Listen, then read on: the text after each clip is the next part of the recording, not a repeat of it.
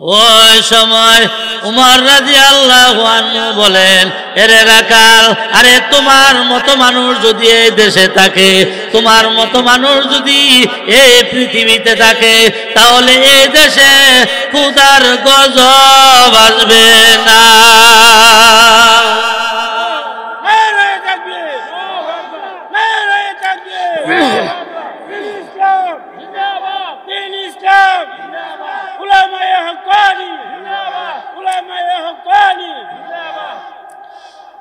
ওই সময় রাখাল সাহাবী বকরিগুলি নিয়ে তার মনিবের বাড়িতে চলে গেলেন।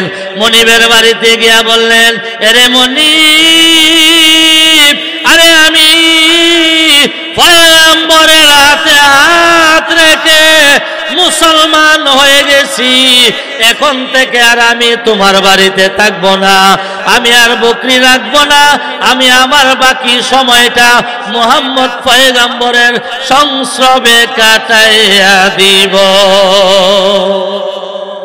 তোমার বকরিগুলি তুমি রাইখা দাও, আমি আর তোমার বাড়িতে থাকবো না। ও রাখাল বকরিগুলি তার মালিকের বাড়িতে পৌঁছে দিয়ে মালিককে বকরিগুলি বুঝাইয়া দিয়া চলে আসলেন। আয়েশা বললেন, ইয়া রাসূলুল্লাহ, আল্লাহর নবী গো, এখন আমি বকরিগুলি আপনার কথা মতে মালিকের বাড়িতে পৌঁছাইয়া দিয়ে আসলাম, মনিবের বাড়িতে পৌঁছে দিয়ে আসলাম। ইয়া রাসূলুল্লাহ, আল্লাহর নবী গো, এখন বলেন আমার এখন কি দায়িত্ব, এখন কি কাজ? ওই সময় আল্লাহর রাসূল বললেন, এরে রাখাল সাহাবী, এখন কোন নামাজের ওয়াক্ত হয় নাই, এখন যদি নামাজের ওয়াক্ত হইতো তোমার উপর নামাজ ফরজ হইয়া যাইত, যদি রমজানের চাঁদ উদয় হইতো রমজানের রোজা তোমার উপর ফরজ হইয়া যাইত, তুমি যদি অর্থ সম্পদের মালিক হইয়া যাইতা তাহলে যাকাত তোমার উপর ফরজ হইয়া যাইত, হজ তোমার উপর ফরজ হইয়া যাইত। যেহেতু এখন তোমার উপর নামাজ ফরজ হয় নাই, রোজা ফরজ হয় নাই, যাকাত ফরজ হয় নাই, হজ তোমার উপর ফরজ হয় নাই, এই মুহূর্তে আল্লাহর পক্ষ থেকে তোমার উপর একটা বিধান জারি হয়ে আছে, আমরা খাইবরের ময়দানে জিহাদের মধ্যে এই মুহূর্তে নামবো, তুমি অস্ত্র হাতে নিয়া খাইবরের ময়দানে জিহাদের মধ্যে নাজিল হয়ে যা। ইয়া আইয়ুহাল্লাযীনা আমানু লা তাকুলু আমওয়ালাকুম বাইনাকুম বিল বাতিল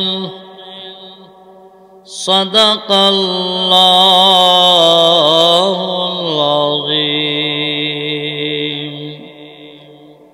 সাল্লাল্লাহু আলা সাইয়্যিদিনা ওয়া মাওলানা মুহাম্মদ ওয়া আলা আলিহি ওয়া আসহাবিহি ওয়াসাল্লাম। ভাই ও বন্ধু সবাই মিলে ফাইরা দিব মাটি, এমন কপাট লাগাইব জনমের লাগি। সাল্লাল্লাহু আলা সাইয়্যিদিনা ওয়া মাওলানা মুহাম্মদ ওয়া আলা আলিহি ওয়া আসহাবিহি ওয়াসাল্লাম। কত সুন্দর বাড়িঘর, কত সুন্দর তোর মহল, তোমার বাড়ি মাটির নিচে, তোমার কি আছে খবর? সাল্লাল্লাহু আলা সাইয়্যিদিনা ওয়া মাওলানা মুহাম্মদ محمد وعلى آله وصحابه وسلم لا إله إلا الله لا إله إلا الله لا إله إلا الله لا إله إلا الله لا إله إلا الله لا إله لا إله إلا الله محمد رسول الله صلى الله عليه وسلم কাসাইট উত্তরপাড়া মিয়াবাড়ি আকবরী যুব সমাজের উদ্যোগে পঞ্চম বার্ষিকী ইসলামী মহাসম্মেলনের মহামান্য সভাপতি উস্তাজুল উলামা আলহাজ হযরত মাওলানা আব্দুল ওয়াহাব সাহেব বড় হুজুর মাদ্দাজিল্লাহুল আলী, সহসভাপতি আলহাজ হযরত মাওলানা নুরুল ইসলাম সাহেব, আমাদের মাগরিবের পর থেকে নিয়ে দীর্ঘক্ষণ পর্যন্ত আলোচনা হয়েছে। আপনারা আলোচনা শুনেছেন, আপনাদের খতিব সাহেব হুজুরের জবান থেকে অমূল্যবান আলোচনা শুনছেন, গুরুত্বপূর্ণ আলোচনা যা সমাজের জন্য খুবই প্রয়োজন ছিল। এরপরে আর আলোচনার প্রয়োজন মনে করি না, তবুও যেহেতু আপনারা বসছেন খুব সুন্দর করে মাশাআল্লাহ কিছু আলোচনা করার চেষ্টা করব, আল্লাহ যদি তৌফিক দেয়। ওমা তৌফিকি ইল্লা বিল্লাহ।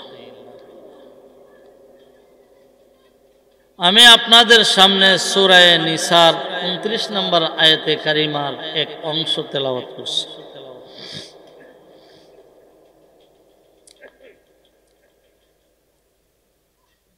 খানা খায়া যেমন শুকরিয়া আদায় করতে হয়, পানি পান করে যেমন শুকরিয়া আদায় করতে হয়, দুধ পান করে যেমন শুকরিয়া আদায় করতে হয়, আল্লাহ দে আমরা রে মুসলমান বানাইছে, এই কারণে আরো বেশি শুকরিয়া আদায় করার দরকার।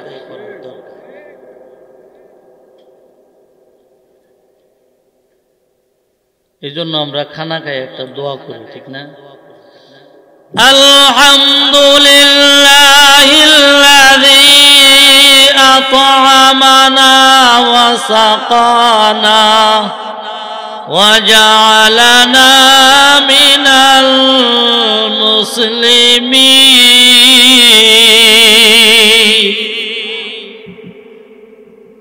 খানা খায়া যেমন আলহামদুলিল্লাহ শুকরিয়া আদায় করার দরকার, পান করে যেমন শুকরিয়া আদায় করার দরকার, মুসলমান যে আল্লাহ বানাইছে আরো বেশি শুকরিয়া আদায় করার দরকার। যিনি আমাকে খানা খাওয়াইছে, যিনি পান করাইছে, যিনি মুসলমান বানাইছে, তার শুকরিয়া আদায় করণের দরকার আছে না নাই? এই জন্য শুকরিয়া আদায় করার দরকার। এই জন্য আমরা সবাই উচ্চ কণ্ঠে শুকর আদায় করি, সকলে বলি আলহামদুলিল্লাহ। একজন মুসলমানের দাম কত? লা তাকুমুস সাআতু হাত্তা ইউকালা ফিল আরদি আল্লাহ আল্লাহ। যতক্ষণ পর্যন্ত একটা মুসলমান আল্লাহ আল্লাহ বলনেওয়ালা একটা লোক দুনিয়াতে থাকবে, ততদিন পর্যন্ত কিয়ামত হবে না। তাহলে মুসলমান আছে, দুনিয়া আছে, মুসলমান নাই, দুনিয়া নাই। তাহলে কাফের বেঈমান কোটি কোটি থাকলেও কাম হইতো না, মুসলমান নাই, দুনিয়া আল্লাহ ধ্বংস করে লাগবে। তাহলে কাফের বেঈমান দেখা না খাইতেছে মুসলমানের খাতিরে, ঠিক নেই? বরযাত্রী আসে না, খাবার কার কারণে? বরের উসিলা, ঠিক না? বন্যায় যাত্রীরা খাবার দিব নি, জুতা দাবাই দিব। আর মনে করেন রাধিকা থেকে আপনারা কাঁচা 100 জন বরযাত্রী আইছে, কন্যার বাড়ি সর্দার মাতব্বর ঘুরা ঘুরা দেখতেছে সবাই সুন্দর চেয়ারের মধ্যে করে সুন্দর করে বসছে। অনেকজনের জিজ্ঞাসা কি জামাইয়ের জায়গা দি খালি, জামাই কো? জামাই বলে এই বছর বিয়া করতো না। আচ্ছা জামাই যদি এই বছর বিয়া না করে তাহলে খানাটা দিবনি? মুরগের রোস্টটা, কই মাছের বাজিটা, ইসা মাছটা জাড়া দাবাই দিব। কিন্তু জামাই বিয়া করতো না, তোরা এসব খাইতে না। তাহলে মুসলমান হয়েছে জামাইয়ের দল, আর কাফের বেঈমানের হয়েছে যাত্রী। মুসলমানের খাতিরে কাফের বেঈমানেরা খাবার পাইতেছে, ঠিক না বেঠিক? দূরে কও।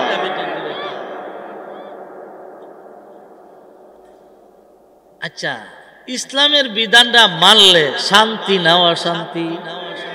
শান্তি। প্রশ্ন জায়গায় আচ্ছা আমরা যদি ইসলামের বিধিবিধান পুরাপুরি মাইনালা তাহলে মুসলমানের এনে শান্তি, অমুসলমানের কি শান্তি হইব?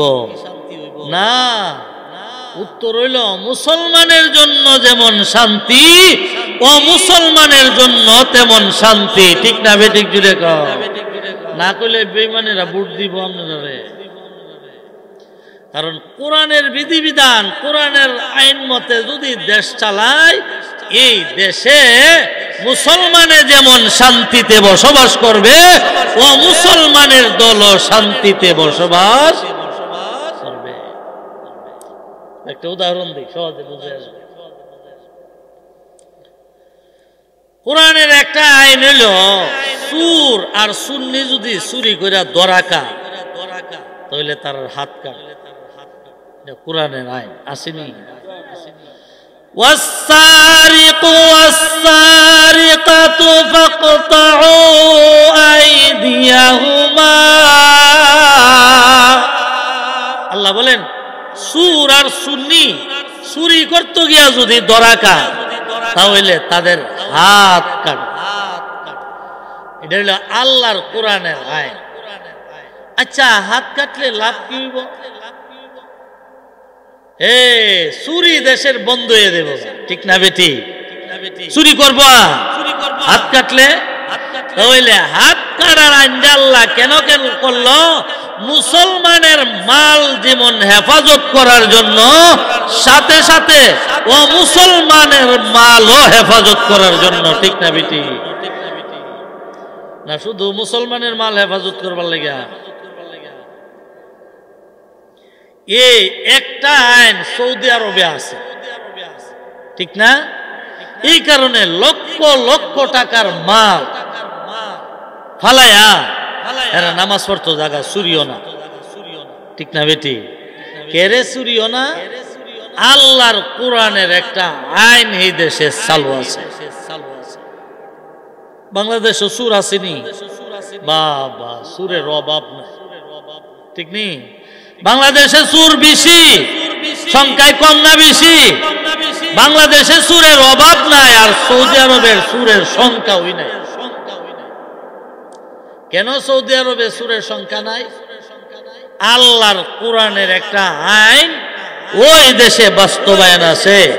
এই কারণে আল্লাহ এই আইনটা দেওয়ার হিকমত হইল মুসলমানের মাল যেমন হেফাজত করবে, সাথে সাথে ও মুসলমানের মালও আল্লাহ হেফাজত করবে, ঠিক না বেটি? দেখছেন নি? তাহলে মুসলমানের জন্য যেমন শান্তি ও মুসলমানের জন্য শান্তি, ঠিক না বেটি? আরেকটা বিধান হইল কোন অবিবাহিত পুরুষ কোন অবিবাহিত মেয়ে যদি জিনা করে তাহলে হাজার হাজার মানুষের সামনে তাদেরকে 100 বেতের আঘাত করে। এই আইনটা আল্লাহর কোরআনে আসেনি? الزانية والزاني فاجلدوا كل واحد منهما 100 جلدة আল্লাহ বলেন জিনাকারী পুরুষ আর নারী যদি জিনা করে তাহলে খোলা আকাশের নিচে হাজার হাজার মানুষের সামনে যখন তাদেরকে বেতের আঘাত করা হবে, তাদেরকে লাঞ্ছিত করা হবে, তাহলে দেশ থেকে জিনা উৎখাত হয়ে যাবে। ইয়ার আইনটা আল্লাহ করলো কেন? জিনা উৎখাত করার জন্য, দেশে যেন জিনা না থাকে। তাহলে কারে 100 বেতের আঘাত করবে? মুসলমান মেয়ের সাথে জিনা করলে যেমন 100 বেতের আঘাত, সাথে সাথে অমুসলমান মেয়ের সাথে জিনা করলেও 100 বেতের আঘাত। এই আইনটা আল্লাহ করার হিকমত কি? মা বোনদের ইজ্জত রক্ষা করার জন্য, মা বোনদের ইজ্জত হেফাজত করার জন্য। ঠিক না বেঠিক জুড়ে তাহলে এই আইন যদি বাংলাদেশ চালু হয়ে জায়গা, তাহলে দেশের মধ্যে শান্তি থাকবো না অশান্তি থাকবো? রাত্রে 1টার সময় একটা মেয়ে একা একা আসতে পারবে, তার কলিজায় কোনো বই থাকবে না। ঠিক না বেঠিক জুড়ে তাহলে দেশে ইসলামী আইন আসুক, এটা চাননি আপনারা? সবাই চান? কে কে চান হাত উঠায় দেখান। আল্লাহ কবুল করুক, সকলে বলুন আমিন। 2টা আইনের কথা শুনাইলাম, এখন আরেকটা আইন আল্লাহ আমি যে তেলাওয়াত করছি আয়াতে, ইয়া আইয়ুহাল্লাযীনা আমানু লা তাকুলু আমওয়ালাকুম বাইনাকুম বিল বাতিল। আল্লাহ বলেন, হে ঈমানদারের দল, তোমরা একজন আরেকজনের সম্পদ অন্যায়ভাবে ভোগ করো না। একজনের সম্পদ আর একজনে অন্যায়ভাবে ভোগ করো না, আত্মসাৎ করো না। এটা একজন আর একজনের সম্পদ অন্যায়ভাবে ভোগ করুন, এটা হালাল না হারাম? আরো জোরে কোন হালাল না হারাম? তাহলে বাংলাদেশে এই রূপটাও সবচেয়ে বেশি। আপনি আদালত যান, 100টা মামলার মধ্যে 80টা মামলাই পাইবেন জায়গা সম্পদ লয়ে। তাহলে আল্লাহ বলেন, তোমরা একজন আরেকজনের সম্পদ অন্যায়ভাবে ভোগ কইরো। এই সম্পদরা মুসলমানের হোক, অমুসলমানের হোক, ইহুদির হোক, খ্রিস্টানের হোক, বুদ্ধর হোক, মুসলমানের হোক, যারই হোক না কেন, অন্যায়ভাবে এই সম্পদ দখল করন যাইতো না, আত্মসাৎ করন যাইতো না। আত্মসাৎ করা এটা হালাল না হারাম? হারাম। আমরা কিন্তু একজনে যদি সুদ খায় এরে দেখতারি না, হে সুদকুর। একজনে যদি মদ খায় তারে দেখতারি না, হে মদকুর। আচ্ছা, আরেকজনের সম্পদ দিয়ে আত্মসাৎ করে খাইলো, তারে দেখতারি কেমনে? এটা তো সমান হারাম। হই মদ যেমন হারাম, সুদ যেমন হারাম, আরেকজনের সম্পদ আত্মসাৎ করা এটাও হারাম। ঠিক না বেটি? এক কোয়ালিটির হারাম, কোনো বেশ কম আছে?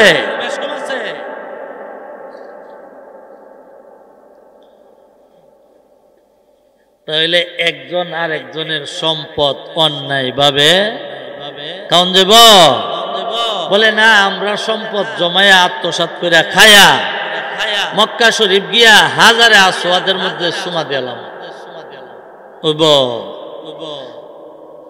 আরেকজনের সম্পদ আত্মসাৎ কইরা, আরেকজনের সম্পদ জুরে দখল কইরা যদি আমনে গিয়া হাজারে আসওয়াদের মধ্যে সুমা দিলাম, তাহলে 90,000 সুমা দিলেও কোনো কাম হতো না। যদি হাজারে আসওয়াদে সুমা দিলে হয়ে যেত গা, তাহলে সব মন্ত্রীরা গিয়াতে সুমাইতেছে, তাহলে আমরা বিচার পাবো কো? দেশের এত টাকা দিয়ে পাচার করে শেষ করছে, ঠিক নেই? তাহলে আত্মসাৎ কইরা দেশের অর্থ সম্পদ পাচার কইরা হাজার আসওয়াদের মধ্যে 90,000 করে 1 কোটি সুমা দিলেও কাম হইতো না। যার সম্পদ তুমি আত্মসাৎ করছো, যার সম্পদ তুমি দখল করছো, সে যতক্ষণ পর্যন্ত ক্ষমা না দিবে ততক্ষণ পর্যন্ত তুমি হাজারে আসওয়াদের মধ্যে সুমা দিলেও কোনো কাজ হবে না, ঠিক না বেঠিক জুড়ে কও? তাহলে তো 10-12 বছর চুরি ডাকাতি কইরা ইচ্ছা মতে জমায়া সবাই গেল কইলে যে হাজারে আসওয়াদ গিয়া সুমা দিয়া লাই। একটা হইল আল্লাহর হক, আর একটা হইল বান্দার হক।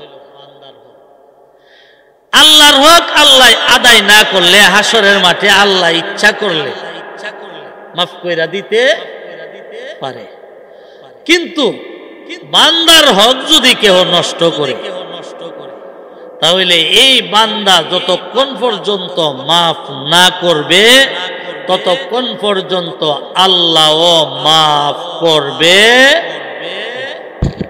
তো বুঝে থাকলে এখন বলেন, তাহলে আল্লাহর হকের চেয়ে বান্দার হক বেশি গুরুত্বপূর্ণ, ঠিক না বেটি? তাহলে বান্দার হক নষ্ট করা যেত না, এটা খুব সচেতন থাকতে হবে। বান্দার হক যে কত বড়, আমি একটা ঘটনা হাদিস থেকে আপনারা শুনাই, শুনবেন নি না? দোয়া করলে তা তাহলে আল্লাহর রাসূল সাহাবায়ে কেরামদেরকে নিয়ে খাইবরের ময়দানে গেছে ইহুদিদের বিরুদ্ধে যুদ্ধ করার জন্য। খাইবরের ময়দানে গেছে কার সাথে যুদ্ধ করত? ইহুদিদের সাথে যুদ্ধ করার জন্য। ইহুদিরা কাফের না মুসলমান? ইহুদিরা কাফের, এতে কোনো সন্দেহ আছে?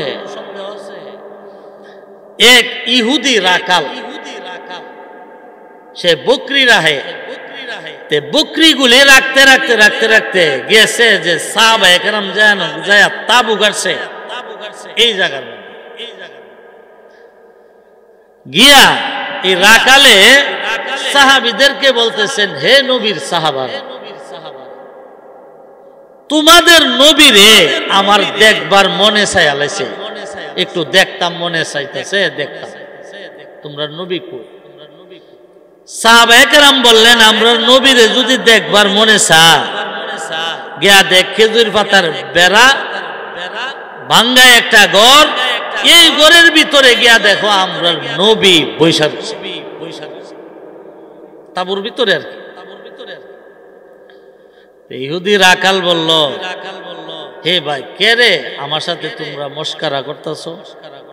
এত বড় নবী যার সুনাম সারা বিশ্বে ছড়াইয়া গেছে, উনি বুঝি খেজুর পাতার ঘর বাঙ্গার ঘরের ভিতরে বইয়া রইছে? সাহাবায়ে কেরাম বললেন, তোর যদি দেখবার মনে চা তাহলে গিয়া দেখ, বাঙ্গা ঘরের ভিতরে বইয়া রইছে। আমরা নবীর আলাদা কোনো বিল্ডিং সিল্ডিং আছে? মদিনাতে ইচ্ছা করলে আল্লাহর নবী স্বর্ণ দিয়া বিল্ডিং বানাইতে পারবে।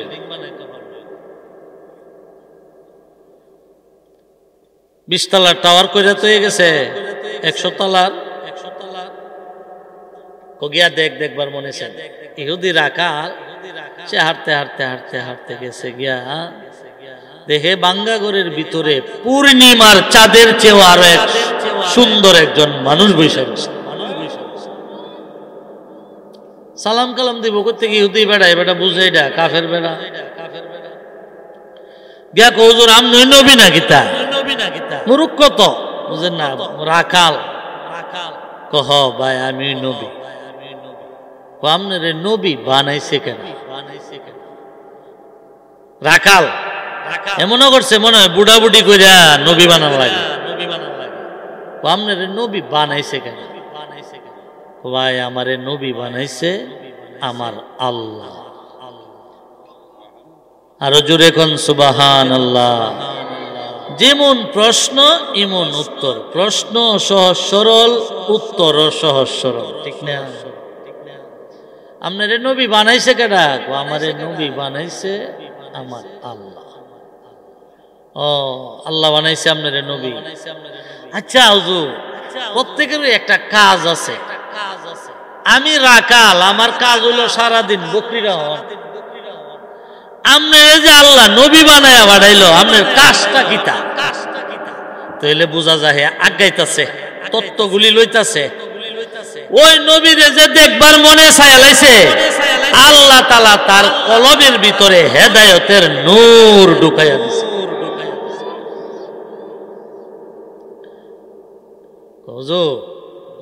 সবারই একটা কাজ আছে। আমি রাখাল, আমার কাজ হলো বকরি রাখা। আর আপনি যে নবী, আপনার কাজটা কি এটা আমি জানতাম। তখন আল্লাহর নবী বলছেন, হে রাখাল, আমার কাজটা হইল আমি মানুষকে কালেমার দাওয়াত দিই। লা ইলাহা ইল্লাল্লাহু মুহাম্মাদুর রাসূলুল্লাহ সাল্লাল্লাহু আলাইহি ওয়াসাল্লাম। এই কালেমার দাওয়াত। হুজুর আচ্ছা এই কালেমাটা পড়লে লাভ কিতা? বুঝছেননি? আগাইতাছে হুজুর, এই কালেমাটা পড়লে লাভ কি? এই কালেমাটা যারা পড়ব তারা আমার আপনজন হয়ে যাবে। আমি মুহাম্মদের সিনাটা, আমি মুহাম্মদের বুকটা তোমার বুকের সাথে লাগাইলাম। রাকালে হুজুরিয়ানো আমার একটা কথা। কি কথা? আমি সমাজের এমন একটা নিকৃষ্ট মানুষ, আমি সমাজে এমন একটা রাকাল হিসাবে আমাকে কেউ সমাজের মূল্যায়ন করে না। সারাদিন যে গোসল করি না, আমার শরীরে দুর্গন্ধ, সমাজের কোনো অনুষ্ঠানে আমাকে দাওয়াত করে না। আমাকে মানুষ এত নিকৃষ্ট মনে করে, আর অথচ আপনি একজন মহামানব।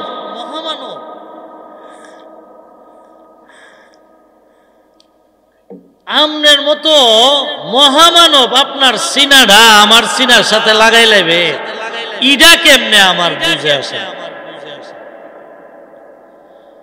ওই সময় আল্লাহর রাসূল বলেন, আরে রাকাল, আমার ইসলাম ধর্মের মধ্যে কালো সুন্দরের মধ্যে কোনো বেশ কম নাই, গরিব ধনীর মধ্যে কোনো বেশ কম নাই, কালো সুন্দরের মধ্যে কোনো বেশ কম নাই, মোটা তাজার মধ্যে কোনো ব্যবধান নাই। রাকাল রে, আমার কালেমা যারা পড়ে তারা সমান সমান হয়ে যায়। মনে করেন একটা রিক্সা চালক, একটা ভ্যান চালক, একজন সুইপার মসজিদের প্রথম কাতার দখল করেছে নামাজ পড়ার জন্য। তারপরে একজন এমপি সাহেব এসে মসজিদের পিছনের কাতারে দাঁড়াইছে, একজন মন্ত্রী সাহেব এসে পিছনের কাতারে দাঁড়াইলো।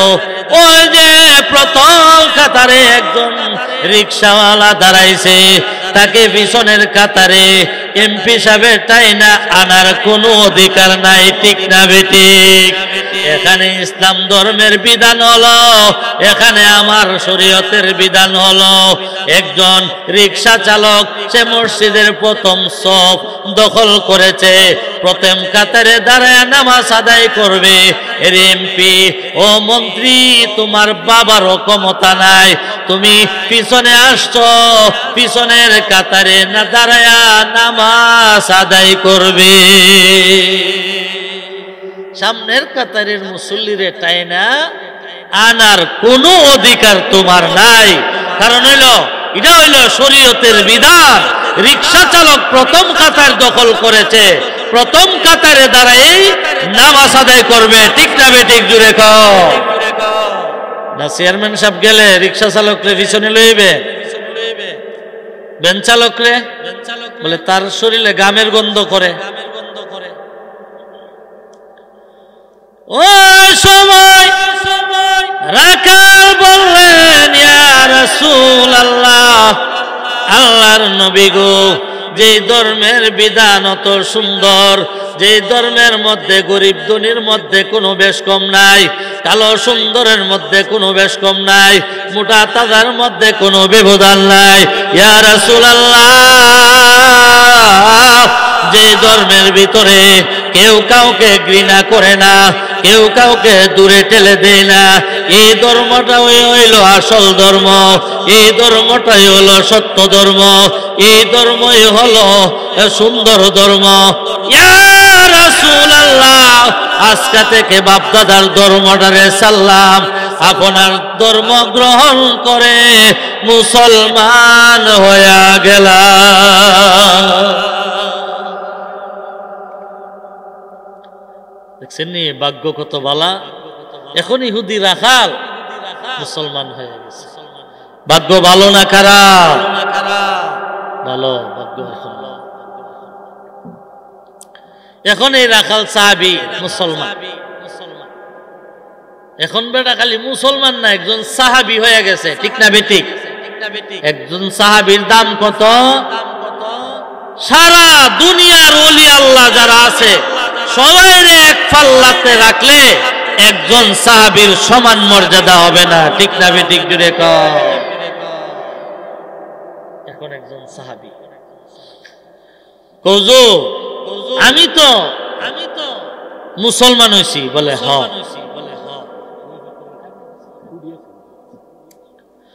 হুজুর আমি তো এখন মুসলমান হইছি, বলে হ। হুজুর মুসলমান হইয়া যদি গর্ব হইয়া তাইতে তো আমার কোনো লাভ নাই, এখন আমার কোনো দায় দায়িত্ব আসেনি। সুবহানাল্লাহ, জুড়ে কর। খালি নতুন মুসলমান হইছে, এই রাখাল সাহাবীর জ্ঞানটা কতলা এবার চিন্তা করছেন নি? হুজুর আমি তো মুসলমান, এখন তো আমি বৈশা থাকলে হইতো না, আমার তো দায় দায়িত্ব আছে। আপনারা মুসলমানের গড়ের মুসলমান, আপনারা কোনোদিন ইমাম সাহেবরে গিয়া কইছেন নি? বলে হুজুর আমি যে মুসলমান, আমার কোনো দায় দায়িত্ব আসেনি, আরো ইমাম বদলাইবার চিন্তা করি, ঠিক নেই?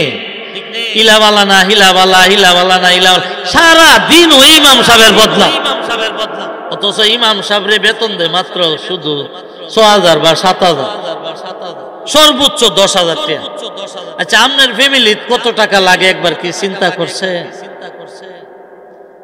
এবার চিন্তা করে যে আপনার ফ্যামিলি চালাইতে গেলে যদি ৩০,০০০ টাকা লাগে, তাহলে মনে হয় ইমাম সাহেবের ফ্যামিলি নাই, আছে না? না, তাহলে ইমাম সাহেবের বেতন বাড়াইয়া দিবেন, কারণ হলো যার পিছনে দিয়ে আপনি আখেরাত যাইবেন, আপনার আখেরাত সুন্দর করতেছেন, তার বেতন যদি ৬,০০০, ৭,০০০, ৮,০০০ হয়, এর চেয়ে আর লজ্জার কথা আছে?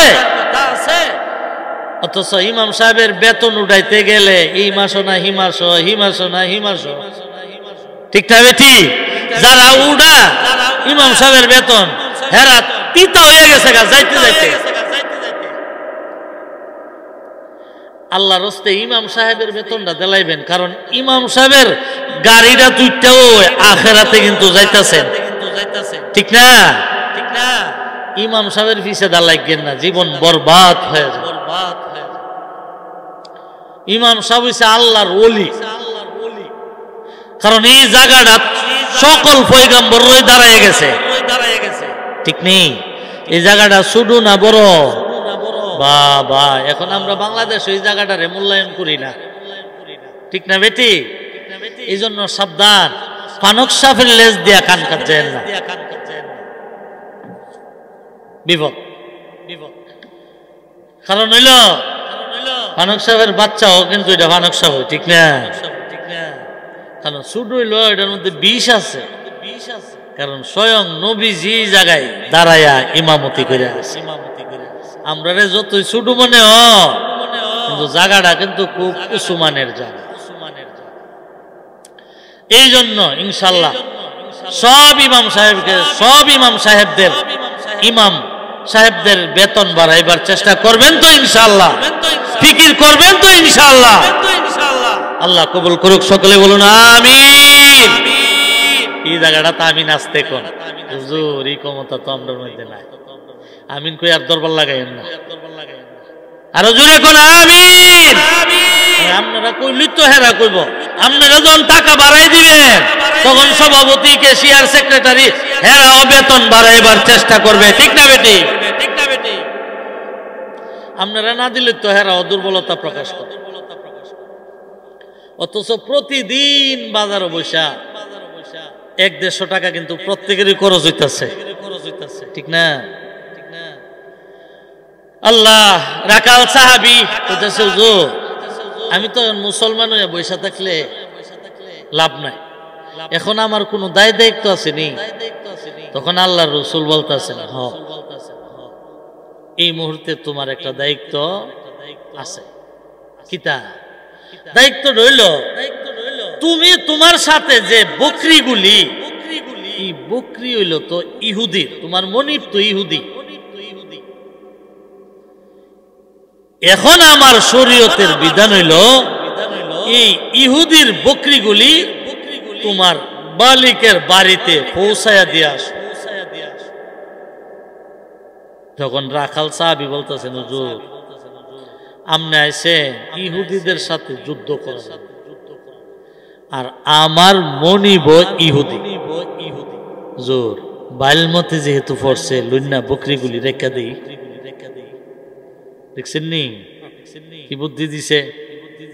আমরইলে কিতা কইলে হইলে কেন 500 বকরি লই আইছ যাইডি বান্দা মাডো সাইরা দিয়া ধার একজন সাহাবী দেখবো না, আরো কতলা সল্লা দিয়া গিয়া লইয়া, ঠিক না? আমরার চরিত্র নষ্ট হয়ে গেছে। আল্লাহর রাসূল কি বলেন? ও সময় আল্লাহর রাসূল বলেন, এ রাকাল সাহাবী, তোমার মনিব যদিও ইহুদি, এই বকরিগুলি যদিও ইহুদির, কিন্তু তোমার মনিব যুদ্ধের ময়দানে আসেন নাই। যদি যুদ্ধের ময়দানে আসতো তাহলে তার মালগুলি গনিমতের মাল হয়ে যাইতো। তোমার মনিব যুদ্ধের ময়দানে আসেন নাই, তার মালগুলি গনিমতের মাল হয় নাই, এই জন্য তার মালগুলি আত্মসাৎ করা যাবে না, আমানতের খেয়ানত করা যাবে না। এর রাকাল সাহাবী, এই মুহূর্তে আমার ইসলাম ধর্মের নির্দেশ হলো তার মালগুলি আত্মসাৎ করা যাবে না, আমানতের খেয়ানত করা যাবে না। জলদি করে তার মালগুলি তোমার মনিবের বাড়িতে পৌঁছায়া দাও। এই মাল আত্মসাৎ করুন যেত না, এই মাল খাওন যেত না, জলদি করে মাল লইয়া যাও। দেখছেন নি কি চিন্তাটা, কি হিসাবটা? আচ্ছা এই অঙ্কটা, এই হিসাবটা যদি আমাদের প্রত্যেকের মধ্যে চলে আসে তাহলে দেশ শান্তি আইব না অশান্তি থাকবো? দেশে শান্তি আইবে। এই চিন্তাটা যদি এমপি মন্ত্রীর ভিতরে থাকতো তাহলে দেশের কোটি কোটি টাকা কি পাচার করতে পারলো? খাটের নিচে তৈল। এই চিন্তাটা আমাদের ভিতরে নাই। এই হিসাবটা যদি আমাদের ভিতরে চলে আসে তাহলে দেশে বেহেশতের শান্তি বিরাজ করবে, ঠিক না বেঠিক? জুড়ে কও।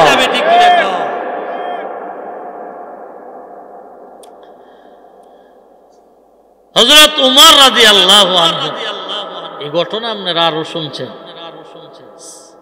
আরো সাহাবায়ে কেরামদেরকে লইয়া সফরে বাহির হইছে।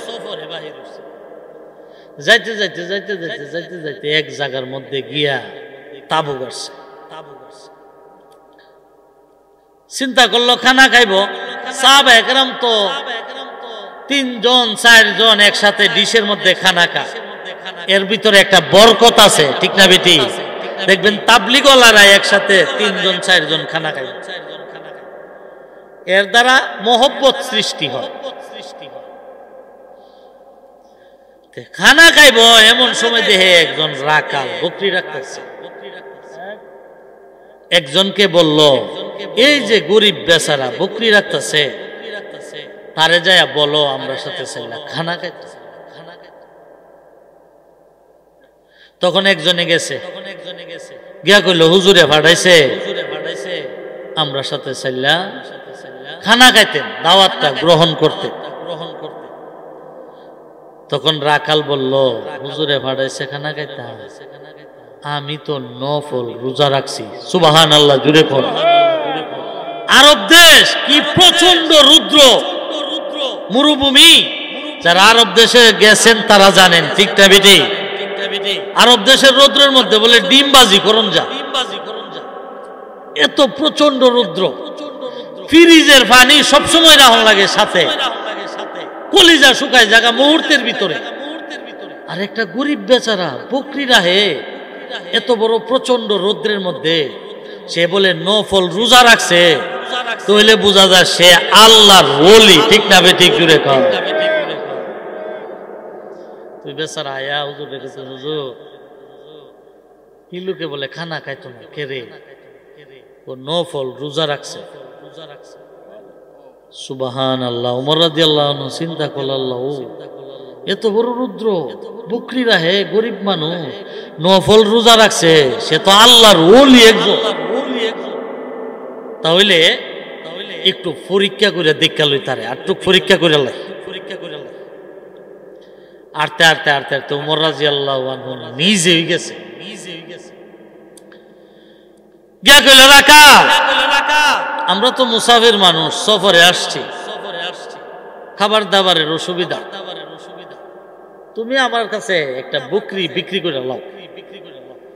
সুবিধাটা হইল আমরা একটা বকরির মালিক হয়ে গেলাম, দুধ দহন করে দুধ পান করুম, জবাই করে গোশত খামু, খাইতে পারুম, অসুবিধা নাই। আর তুমি বিনা মেহনতে একটা বকরির বিক্রির টাকা পাইলে। দেখছেন নি কি বুদ্ধিটা দিছে?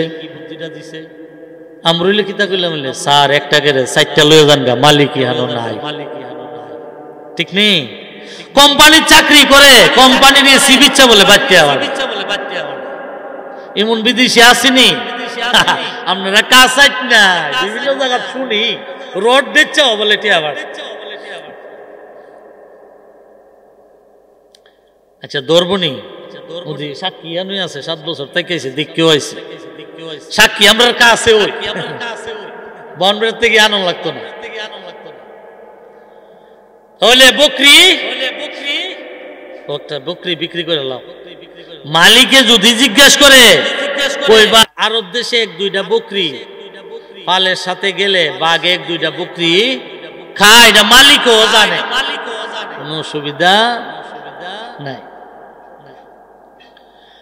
ওই সময় রাখাল বললেন, হে আল্লাহর বান্দা, তোমাকে আমি চিনি না, তোমার নাম আমি জানি না। তুমি বলেছ একটা বকরি বিক্রি করে দেওয়ার জন্য। মালিকে যদি জিগায় আমি বলবো বাঘে খেয়ে ফেলেছে। এরে আল্লাহর বান্দা, আমি যদি বকরি বিক্রি করে দেই মালিককে বুঝাইতে পারবো, কোনো অসুবিধা নাই।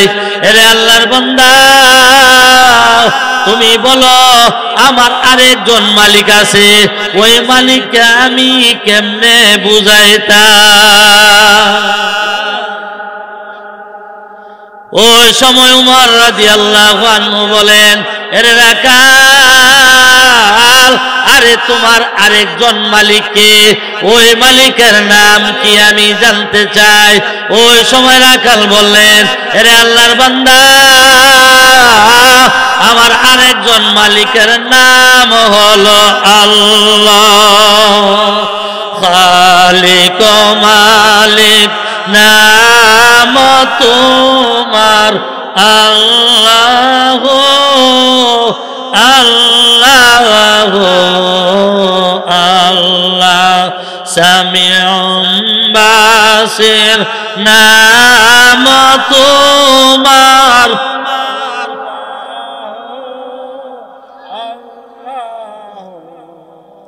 রহমান রাহিম নাম তোমার আল্লাহ।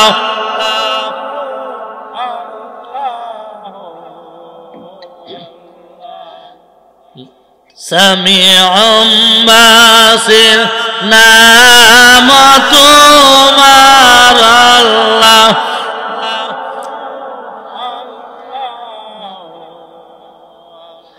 ওই সময় উমর রাদিয়াল্লাহু আনহু বলেন, এরে রাখাল, আরে তোমার মতো মানুষ যদি এই দেশে থাকে, তোমার মতো মানুষ যদি এই পৃথিবীতে থাকে, তাহলে এই দেশে ক্ষুধার গজব আসবে না।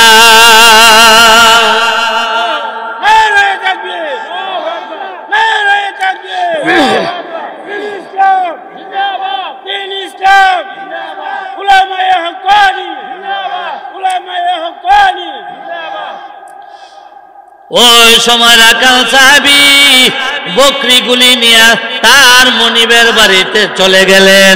মনিবের বাড়িতে গিয়া বললেন, এরে মনিব, আরে আমি পয়গম্বরের হাতে হাত রেখে মুসলমান হয়ে গেছি, এখন থেকে আর আমি তোমার বাড়িতে থাকবো না, আমি আর বকরি রাখবো না, আমি আমার বাকি সময়টা মুহাম্মদ পয়গম্বরের সংস্রবে কাটাইয়া দিব।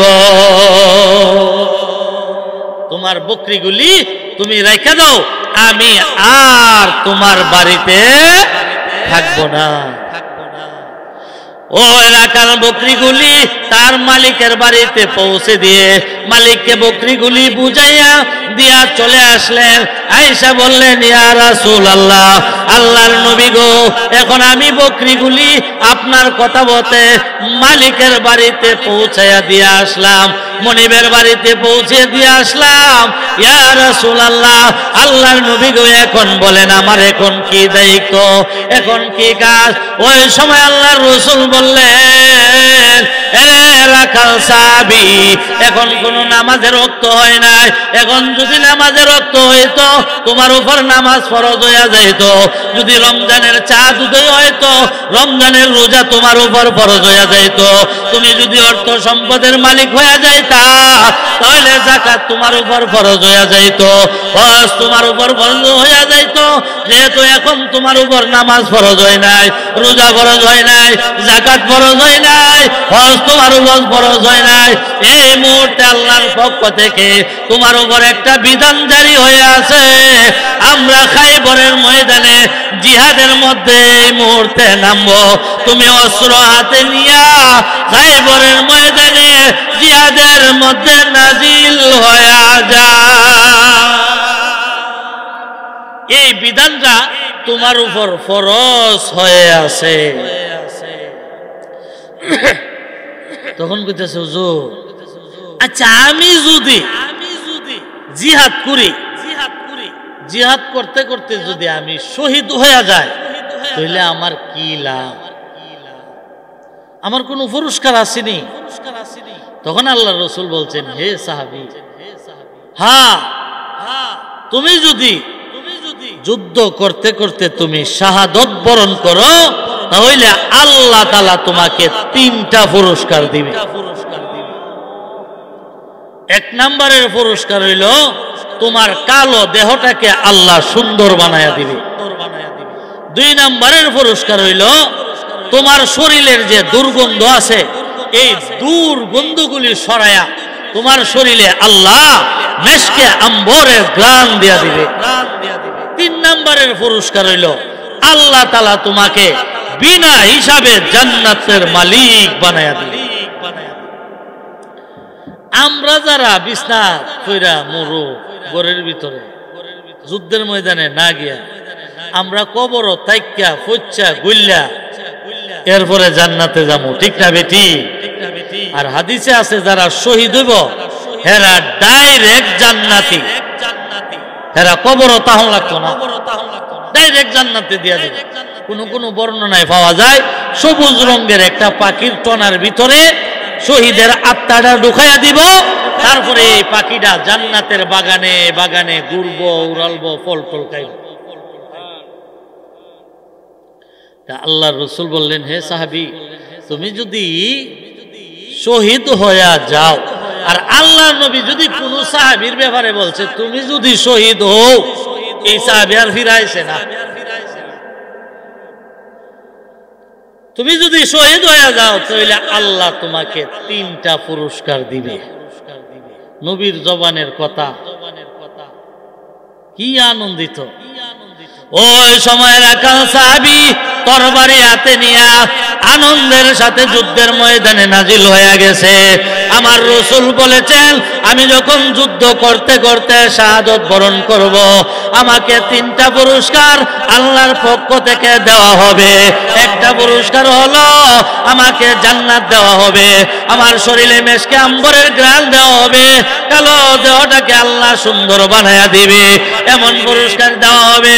কারণ হলো নবীজি কোনোদিন মিথ্যা কথা বলেন নাই, ফাউল কথা বলেন নাই, এই কারণে 100% আল্লাহ আমাকে দিবে। এই কারণে আনন্দের সাথে তরবারি হাতে নিয়ে ওই রাখাল সাহাবী যুদ্ধের ময়দানে নাজিল হয়ে গেলেন। যুদ্ধ করতে আরম্ভ করলেন। যুদ্ধ করতে করতে বেঈমানগুলিকে কাটতে লাগলেন। পশু যেমন ভাবে কাটে এইভাবে কাটতে শুরু করেছেন। যুদ্ধ করতে করতে করতে করতে এক সময়ে রাখাল সাহাবী শাহাদত বরণ করেছে। ইন্না লিল্লাহি ওয়া ইন্না ইলাইহি রাজিউন। তিনি শাহাদত বরণ করলেন। এইভাবে মুসলমানেরা যুদ্ধ করতে করতে তারা জয়ী হয়ে গেলেন। মুসলমানেরা যখন যুদ্ধ জয়ী হয়ে যায় তখন মাঠটা ঘুরে ঘুরে তালাশ করে মুসলমানের কোনো লাশ আছে কিনা। তখন সাহাবায়ে কেরাম সন্ধ্যা যখন হয়ে গেল মাঠটা ঘুরে ঘুরে তালাশ করতে আসে মুসলমানের লাশ কোথাও পড়ে আছে কিনা। সাহাবায়ে কেরাম এইভাবে ঘুরতে ঘুরতে তালাশ করতে আসেন। তালাশ করতে করতে এক জায়গার মধ্যে গিয়ে দেখেন একটা লাশ পড়ে আছে।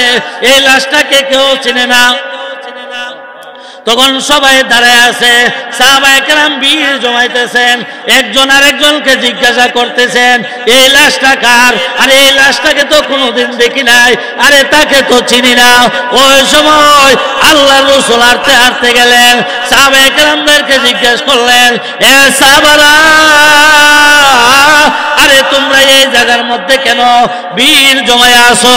ইয়া রাসূলুল্লাহ, একটা লাশ পড়ে আছে, এই লাশটা কার আমরা তো এখনো চিনতে পারি নাই। ওই সময় আল্লাহর রাসূল বললেন, হে সাহাবারা, আমাকে দেখার সুযোগ করিয়া দাও। সাহাবায়ে কেরাম রাস্তা পরিষ্কার করে দিলেন। আল্লাহর রাসূল গেলেন, যায়া তাকায়া দেখলেন এটা আর কারো লাশ নয়, আমার রাখাল সাহাবীর লাশ। সাহাবায়ে কেরাম বললেন, ইয়া রাসূলুল্লাহ, আল্লাহর নবী গো, রাখাল সাহাবী কালো ছিল, উনি তো সুন্দর। রাখাল সাহাবীর শরীর থেকে দুর্গন্ধ আসতো, তার শরীর থেকে মেশকে আম্বরের ঘ্রাণ বাইর হতেছে, এটা তো মিলে না। রাখাল সাহাবী কালো ছিল, সে তো সুন্দর, এই দিক দিয়েও মিলে না। তার শরীরে দুর্গন্ধ ছিল, এখন তো মেশকে আম্বরের ঘ্রাণ বাইর হতেছে, এই দিক দিয়েও মিলে না। আমরা কেমন করে বুঝতাম? ওই সময় আল্লাহর রাসূল বলেন, হে সাহাবারা, আরে তিনি যখন শাহাদত বরণ করেছে ফেরেশতারা জান্নাতের পারে নিয়ে গেছে। জোরে কোন সুবহানাল্লাহ। তাকে জান্নাতের বাড়ি নিয়ে গেলেন, জান্নাতের পানি দিয়া তাকে গোসল করাইলেন, জান্নাতের পানি দিয়া গোসল করাইলেন। এই কারণে জান্নাতের পানির বরকতে তার কালো দেহটাকে আমার আল্লাহ সুন্দর বানায়া দিছে। আল্লাহর রাসূল বলেন, এরে সাহাবারা, আরে তার শরীরের মধ্যে দুর্গন্ধ ছিল, কিন্তু জান্নাতের পানির বরকতে তার শরীরের মধ্যে আমার আল্লাহ মেশকে আম্বরের ঘ্রাণ দিয়া দিছে। এই একজন সাহাবী এক ওয়াক্ত নামাজও পড়ে নাই, একটা রোজাও রাখছে না, হজও করছে না, শহীদ হয়েছে, ডাইরেক্ট জান্নাতে চলে গেছে। এই একজন সাহাবী এক ওয়াক্ত নামাজও পড়ে না। তাহলে দেখছে বান্দার হক কত বড় চিন্তা করছে। ইহুদির বকরিগুলি রাখছে, এই জন্য আল্লাহ বলেন ইয়া আইয়ুহাল্লাযীনা আমানু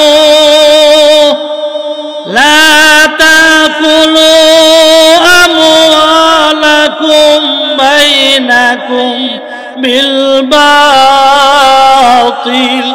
হে ইমানদারের দল, তোমরা একজন আরেকজনের সম্পদ আত্মসাৎ করো না। বিল বাতিলের ব্যাখ্যায় লেখছেন চুরি করো না, ডাকাতি করো না, ছিনতাই করো না, জুলুম কইরা খায়ও না, আত্মসাৎ করো না, আমানতের খেয়ানত করো না। এটা ব্যাপক অর্থ। যত বাতিল অন্যায় পন্থা আছে সবগুলি আল্লাহ কি করছেন? হারাম করছেন। সবগুলি আল্লাহ কি করছেন? আরো জোরে কর। আওয়াজে বোঝা যায় যে হুজুর বয়ান ছেড়ে দেন। তাহলে একজন আরেকজনের সম্পদ খাওন দেব, তাহলে আমরা একজন আরেকজনের হক নষ্ট করব না। ভাইয়ের হক মারণ যাব, চাচার হক মারণ যাব, বিবির হক মারণ যাব। এক লোকের 5 ফুট। আপনার আল্লাহ যে রুগী নাই এই এলাকাত না, এক লোকের 5, একজনের 5 ছেলে 1 মেয়ে। মনে করে 10 কানি জমি আছে, ওক করে সব টিরে ওক করে 5 পুত্রে লিখে দাঁড়াইছে 10 কানি 2 কানি করে। আর মেয়েরে একটু লাও দিছে না।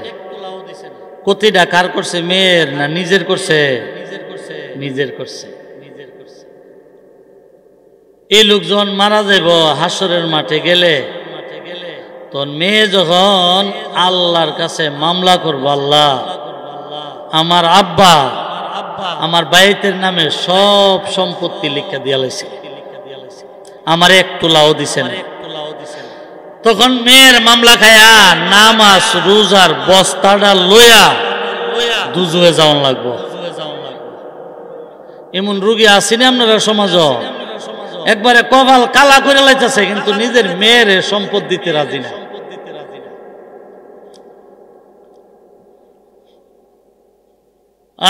বিবির হক দন লাগবো নি না? 10 লাখ ধরে লাউন, সমাজের বাইরে 10 লাখ ধরন লাগবো। ওইটা দেওয়ান লাগতো না, দর কেউ কাবিন দেওয়ানো লাগবো, ধরনও লাগবো, ধরনও লাগবো, দেওয়ানো লাগবো। এই নিয়তে ধরন যাব যে দেওয়ান লাগতো না। তাহলে বিবি যদি আপনার নামে মামলাটা দিয়ালা, বিবি যদি মামলাটা দিয়ালা, আল্লাহ আমার স্বামী আমার হক দিছেন, আমি আমার মোহরের টাকাগুলি পাওনা রয়েছে, তাহলে স্বামী নামাজ রোজার বস্তাটা লইয়া দুজুয়ের আগুনে যাওন। আর বিবি যদি স্বেচ্ছায় মাফ কইরা দে, তাহলে তো মাফ পাইলে। আর যদি চুরি দেহায়া ডেগার দেহায়া মাফ লন, তাহলে মাফ হইব? মাফ হইত না। তাহলে আমরা একজন আরেকজনের হক নষ্ট করব না, করন যাব। বান্দার হক কত বড়। আরেকটা ঘটনা, ইমাম আবু হানিফা রহমাতুল্লাহি আলাইহি, ওনার নাম শুনছেন না আপনারা? আমাদের মাযহাবের ইমাম। উনি 100 বার আল্লাহর স্বপ্নে দেখছেন। এক অগ্নি পূজারীর সাথে তার ব্যবসা ছিল। এই জন্য ইমান আমলের যদি কোনো ক্ষতি না হয়, তাহলে বেদিনের সাথেও ব্যবসা করুন জায়েজ আছে, যাইব। ইমাম আবু হানিফা রহমাতুল্লাহি আলাইহি উনি ওই অগ্নি পূজারীর দ্বারা কিছু টাকা পাওনা ছিল, উনি টাকা আনার জন্য রওনা দিছে রাস্তা দিয়া। যাইতে যাইতে ওই অগ্নি পূজারীর বাড়ির কাছে গেছে। অগ্নি পূজারীর বাড়িটা ছিল বাউন্ডারি করা, ওয়াল ছিল। ওই জায়গার মধ্যে গিয়া ইমাম আবু হানিফা রাহমাতুল্লাহি আলাইহি ফাওয়ার মধ্যে ময়লা লাগছে। আমরা অনেক সময় হাঁটতাম গেলে জুতার মধ্যে গোবর লাগে না, ফাওয়ার মধ্যে যখন ময়লা লাগছে, উনি ওই অগ্নি পূজারীর বাউন্ডারি ওয়ালটার মধ্যে এই ময়লাগুলি মুচ্ছা লাগছে। তখন এই মহিলা ফুচ্ছা চিন্তা করলো, আরে এই লোকটা এত সুন্দর করে রং করছে, আমি এর মধ্যে মহিলা মুচ্ছা লাইলাম, আমি তো ওনার হক নষ্ট করছি। দেখছেন নি কি চিন্তা?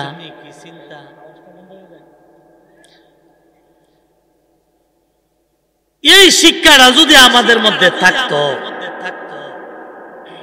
তাহলে দেশে অশান্তি লইলে বাউন্ডারিটা কি সুন্দর করে রং করে রাখছে, লেখা রাখছে এখানে পোস্টার লাগাবেন না। একজনে কই না 10টা পোস্টার লাগাই দে,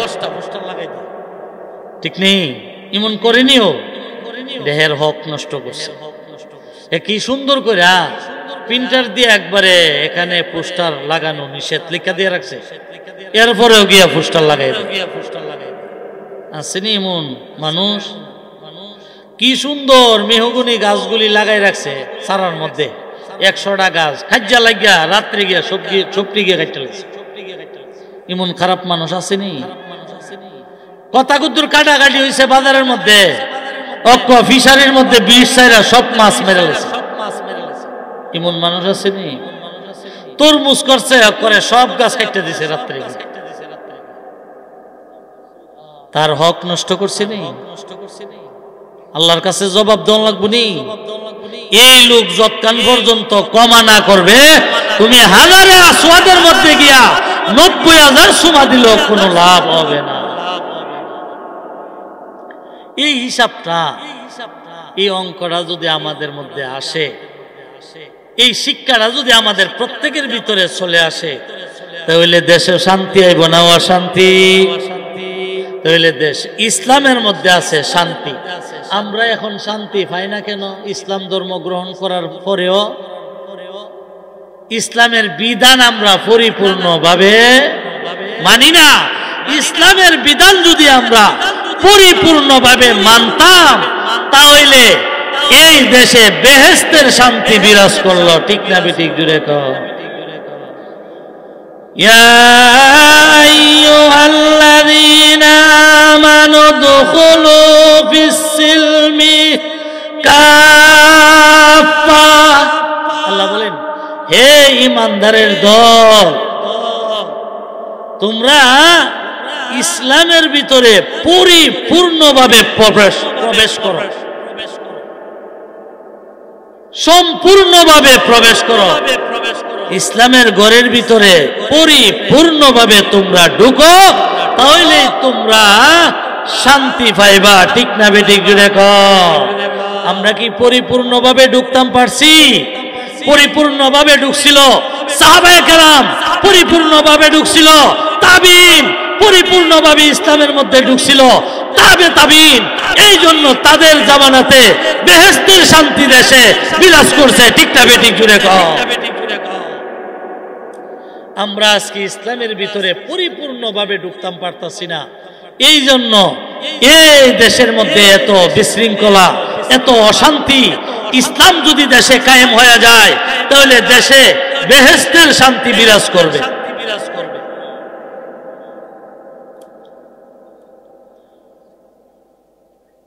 হযরত উমর রাদিয়াল্লাহু আনহু, নাম শুনছেন আপনারা? উমর রাদিয়াল্লাহু আনহু রাষ্ট্র চালাইছে, শান্তি না অশান্তি? আধাটা পৃথিবী চালাইছে।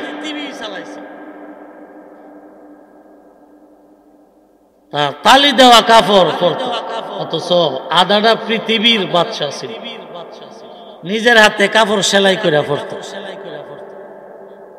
আর আমরা মেম্বারে পরবো নি সেলাই করে কাপড়?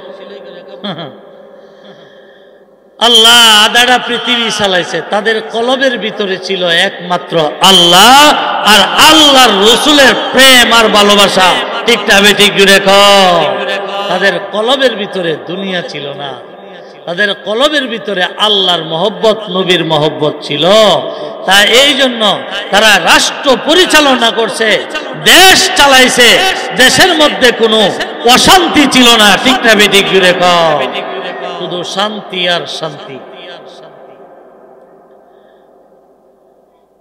হযরত ওমর রাদিয়াল্লাহু আনহু ওনার আমলে সিরিয়ার তৎকালীন সময়ে শাম দেশের গভর্নর বানাইছিল আবু উবাইদা ইবনুল জাররাকে।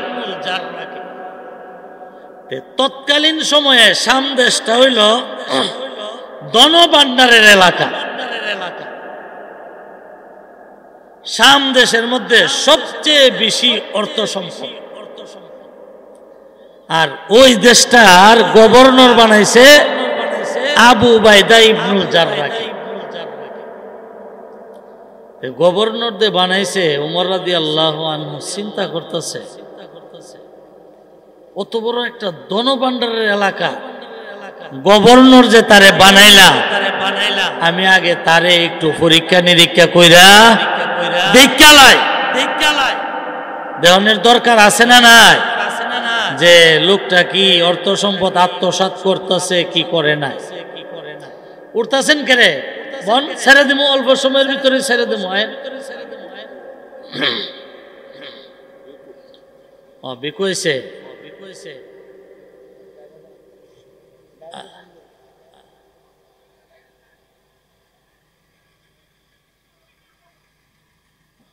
ড্রাইভারই আছে, একটু পরীক্ষা করে দেখা লই লোকটার কি হালত। কারণ হলো বাসাটা দেখলেও আন্তাজই দেব গা সরকারি সম্পদ আত্মসাৎ করে কিনা। এক লোকে সরকারি চাকরি করে, বেতন পায় মাত্র মাসে 20,000 টাকা, অথচ বাসা ভাড়া হয়ে দিলা 20,000, বাজার করতে লাগে আরো 30,000। বেতনের টাকা তো বাসা ভাড়া তুই গেছে গাতে, বাজার দে করে লাগে দে আরো 30,000। এটা পাইলো কো? আল্লাহ দিছে। ও হি ডালগা উর্ফিটা গাইছে, ঠিক নেই? দেখো বাসাটা দিকা লাইলে আমার আন্তাজ হয়ে দেবো গা, তাই নে আত্মসাৎ করে কি করে না। ওমর রাদিয়াল্লাহু আনহু যাচাই করবার লেগে গেছে। হে আবু উবাইদা, তোমার বাসাটা যাচাই করবার লেগে আইলাম।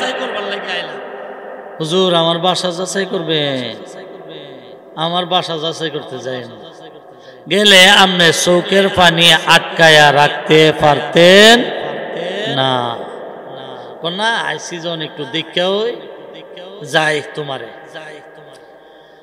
হাঁটতে গেছে এবং দামেস্ক শহরের মধ্যে, মনে করছে এমপি মন্ত্রীর বাসা তো করে শহরের নাবিডার মধ্যে, তাই ঠিক না? মনে করছে শহর ওই না, দেখে শহর থেকে হাঁটতে গেছে মরুভূমি গেলাম। মরুভূমি যাইতে গিয়া দে এক জংলা, এই জংলার ভিতরে খেজুর পাতার ছাউনি, খেজুর পাতার বেড়া, বাঙ্গা একটা ঘর। আবু উবাইদা ইবনুল জাররা বলেন, হুজুর এইটাই গভর্নরের বাসা। দেখছেন নি বাংলাদেশ একটা ছোট এমপি হিসাবে এমন জায়গা থাকবো নি? বাবা ফিউনের কি অবস্থা! 400 কোটি টাকার মালিক, দেন সাক্ষী সাথে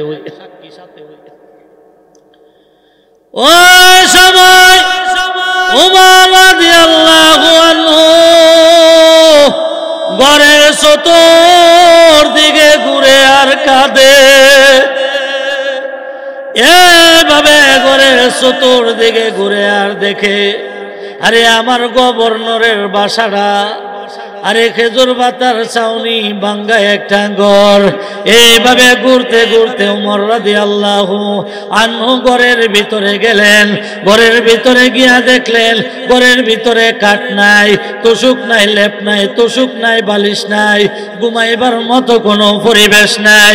ওমর রাদিয়াল্লাহু আনহু বলেন, রে গভর্নর, ঘর, আর এই ঘরের ভিতরে ঘুমাইবার মতো কোনো পরিবেশ নাই, কাঠ নাই, পালং নাই, লেপ নাই, তোষক নাই, বালিশ নাই, ঘুমাইবার মতো কোনো পরিবেশ নাই। আরে গভর্নর, এই ঘরের ভিতরে তুমি কেমনে বসবাস করো? ওই সময় আবু উবাইদা ইবনুল জাররাহ মাথার উপর থেকে একটা নামাজের মুসাল্লা বাহির করে দিয়ে বললেন, রে আমিরুল মুমিনিন, এই নামাজের মুসাল্লাই হলো আমার সম্বল। ওই সময় আমিরুল মুমিনিন হযরত ওমর রাদিয়াল্লাহু আনহু ডাক দিয়া বলেন, রে গভর্নর, আরে নামাজের মুসাল্লাই তোমার সম্বল কেমনে আমাকে বুঝাইয়া বলো। ওই সময় আমিরুল মুমিনিন কে ডাক দিয়া বললেন যে আমি যখন এশারের নামাজ আদায় করে আমি আমার গভর্নরের যে দায়িত্ব আছে সবগুলি সমাধা করে আমি ওই নামাজের মুসাল্লার মধ্যে দাঁড়ায়া নফল বন্দিগি করতে শুরু করি। নফল বন্দিগি করতে করতে এক সময় আমার চোখের মধ্যে ঘুম এসে যায়।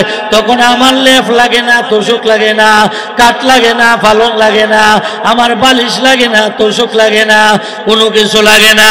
আমার ডান হাতটাকে বালিশ বানায়া আমি নামাজের মুসাল্লায় ঘুমায়া যায়। এমন গভর্নর আমরা দেশে চাই কি চাই না? আলেম উলামা যদি দেশে যায় তাহলে ঠিক তদ্রুপভাবে দুর্নীতি হবে না, অর্থ সম্পদ পাচার হবে না। ঠিক যাবে, ঠিক জুড়ে কও। এই জন্য আলেম উলামাদেরকে কিভাবে দেশে আনা যায় এই ফিকির করতে হবে। কারণ আলেম উলামাদের ভিতরে অন্য মানুষের চেয়ে আল্লাহর ভয় বেশি আছে। আল্লাহ আল্লাহ আল্লাহ আল্লাহ। ওই সময় ওমর রাদিয়াল্লাহু আনহু ঘুরে ঘুরে তালাশ করতে আছেন আর কি আছে, ফাঁকশাক করার জায়গা কোথায় আছে। ওই সময় আমিরুল মুমিনিন গভর্নর আবু উবাইদা ইবনুল জাররাহকে বললেন যে রে আবু উবাইদা, আরে এখানে দিয়ে ফাঁকশাক করার কোনো ব্যবস্থা নাই। আরে তুমি কিভাবে খাও? খানা দানার কোনো ব্যবস্থা নাই। ওমর রাদিয়াল্লাহু আনহু কাঁদে আর বলে, ওই সময় আমি আবু উবাইদা ইবনুল জাররাহ বলেন, হুজুর গো, আমি তো আগেই বলেছিলাম আমার বাসাটা দেখার জন্য যায়েন না, চোখের পানি আটকায় রাখতে পারবেন না। ওই সময় আবু উবাইদা ইবনুল জাররাহ উপর থেকে একটা বাটি বাইর করলেন। এই বাটির মধ্যে পানি আছে, পানির মধ্যে শুকনা রুটিগুলি ভিজায় রাখছে। আবু উবাইদা ইবনুল জাররাহ বলেন, হুজুর গো, এই শুকনা রুটিগুলি এক সপ্তাহের জন্য বানায় রাখি, আর শুকনা রুটির টুকরাগুলি খাইয়া আমি জীবন বাঁচাই। আমিরুল মুমিনিন বলেন, আমিনুল উম্মতি, আমার আবু উবাইদা হইল উম্মতের জমিনদার। আবু উবাইদা ইবনুল জাররাহ এবার চিন্তা করেন, এত বড় গভর্নর হওয়ার পরেও 1 টাকা আত্মসাৎ করেন নাই, অর্থ সম্পদ পাচার করেন নাই। ঠিক না বেঠিক? তাহলে তারা গিয়া দেশ চালাইছে, দেশ তারা চালাইছে, তাদের কলবের ভিতরে আল্লাহ আল্লাহর রাসূলের প্রেম ছিল, তাদের কলবের ভিতরে দুনিয়ার মহব্বত বিন্দু মাত্র ছিল না। ঠিক না বেঠিক জুড়ে কও। আজকে যদি আমাদের এমপি মন্ত্রীরা অর্থ সম্পদ আত্মসাৎ না করত, তাহলে কি আজকে জেলখানায় যাওয়ার লাগে? কোন অপরাধে? এই অর্থ সম্পদ পাচার করার কারণে, আত্মসাৎ করার কারণে, মানুষের উপর জুলুম করার কারণে, অত্যাচার করার কারণে আজকে তাদের জুলুম, তাদের অত্যাচার তাদের উপরে চলে আসছে। ঠিক না বেঠিক জুড়ে কও। কারণ এই জন্য খারাপি করলে এটা গুইরা একদিন না একদিন তোমার উপরে আবার এই বদলাটা যাইব। আল্লাহ আল্লাহ আল্লাহ আল্লাহ আল্লাহ। উমর রাদিয়াল্লাহু আনহু তারাও রাষ্ট্র চালাইছে। একদিন রাত্রে একজন সাহাবী গভীর রাত্রে দেহে এক বুড়া মহিলার গরু দিয়ে উমর ঢুকছে। বুড়া মহিলার গরু উমর তে মার্ক করতেছে সাহাবী আজকাল থেকে দেখতেছে। আমরা যদি দেখতাম তাহলে বাজারে গিয়া লারা দেলাইলাম হইলে ঠিক নেই। ইমাম সামনে দেখেছি উমুক বিডির দ্বারে বয়ে রয়েছে। হ্যাঁ এ দুর্গল নইলে দেখছে গরু ঢুকছে গিয়া বাজারে লারা দেলাইলে হইলে উমুক হুজুর রে দেখেছি বিডিলে উত্তর রয়েছে। আমরা যদি দিহি উদ্দুর এটারে কইতে কইতে করে বানাইলে উদ্দুর ঠিক না। ঘটনা উদ্দুর হইলে এটারে বানাইতে বানাইতে তাল গাছ বানাইলে। আর হুজুরের বদলামটা করতে এমন মজা লাগেও বাবারে বাবা, যেমন রসগোল্লার চাক্কাটা তার মুহ দিয়া লাইছে। মজা করব আর কইব মজা করব, অথচ একটু আগেও হুজুরের রুমে বইয়া সাডা খাইছে।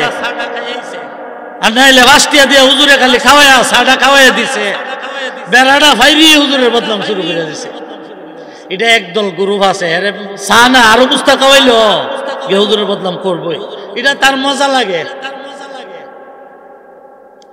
সাহাবী দেখতেছে উমর রাদিয়াল্লাহু আনহু দি এক মহিলার ঘরের ভিতরে গিয়া ঢুকছে গভীর রাত্র।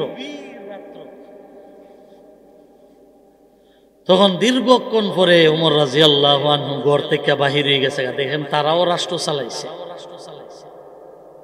দীর্ঘক্ষণ পরে ঘর থেকে বাহির হইছে।